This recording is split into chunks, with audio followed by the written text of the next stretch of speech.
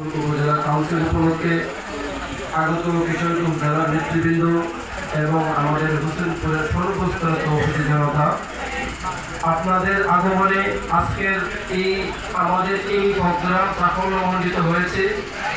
আমি আমার অবস্থান থেকে বলতেছি, আজকে সর্বোত্তরে একই আওয়াজ যদি ইসলামী দলগুলো একসাথে জোট বেঁধে তারা নির্বাচনে আসতে পারে, ইনশাআল্লাহ আগামীতে বাংলাদেশের মানুষ ব্যতিক্রম কোনো কিছু দেখতে পারবে। এটা প্রত্যেকে আশা করতেছে।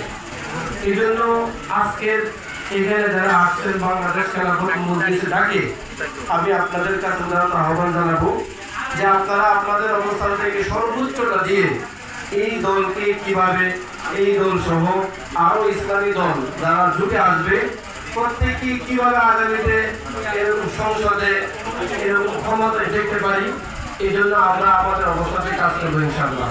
আমি আপনাদের সাথে একমত।